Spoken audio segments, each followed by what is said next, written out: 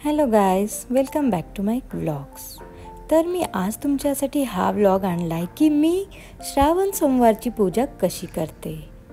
मी घरच्या घरीच ना शिवपिंड बनवते, ती पण बर्फाची. तुम्हाला जर पाहिजे असेल की मी हे कसं बनवते तर कमेंटमध्ये नक्की सांगाल, मी तुम्हाला सांगेल.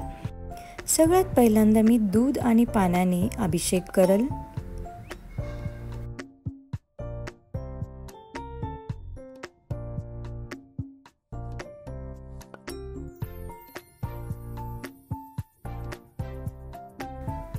मग मी शंकराच्या पिंडीला ना हे असा गंध लावतीये. गंध माझ्याकडे नव्हता म्हणून मी कुंकूच लावून गेला.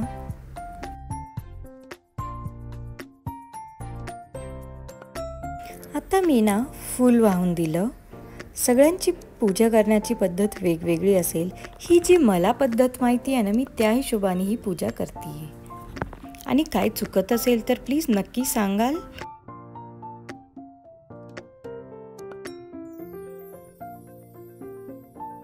पहिल्या श्रावण सोमवारी ना तांदळाची शिवमूठ असते. मग मी तांदूळ अर्पण केले.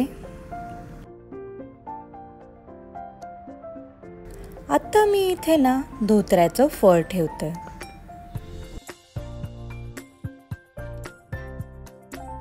मी दिवा लावून घेतला. अगरबत्ती, धूप म्हटलं सगळं लावून घेऊ. तुम्ही म्हणत असाल की मी ही पूजा बाहेर का बरं करते.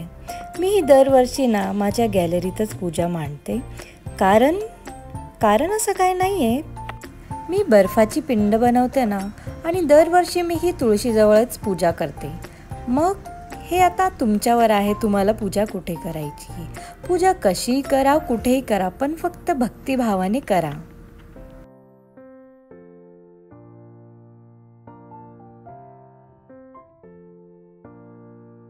शंकराच्या पिंडीवर मी आता बेलपानं वाहते. हे तुमच्यावर आहे की तुम्हाला किती पानं व्हायची आहेत. तुम्ही 108 करू शकता, तुम्ही 21 करू शकता. काहीच नाही जमलं तर तुम्ही तांदळाने सुद्धा हे करू शकता बरं का. म्हणजे एक अख्खा तांदूळ घ्यायचा आणि 108 वेळा तुम्ही ते पिंडीवर त्याला वाहत जायचं. ओम नमः शिवाय, ओम नमः शिवाय हा जप करत तुम्ही हे बेलपत्र पिंडीवर व्हायचं.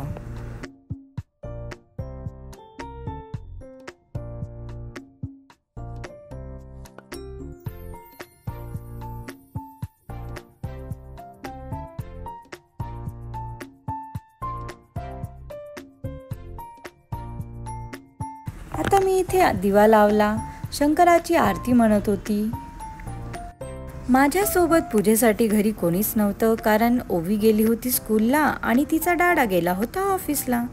मग मी एकटीनेच ही शंकराची पूजा केली.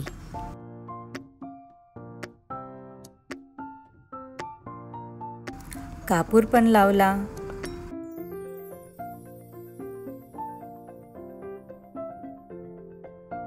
वातावरणात धूप दीपाचा सुगंध पसरतो तेव्हा किती छान वाटतं.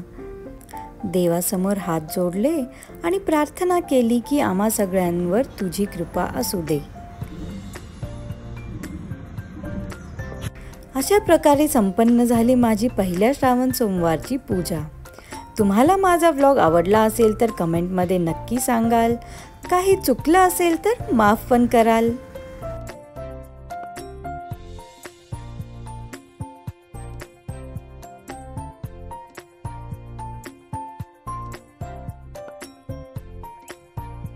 आणि माझे व्लॉग्स बघत राहण्यासाठी काय करायचं आहे ते तर माहितीच आहे.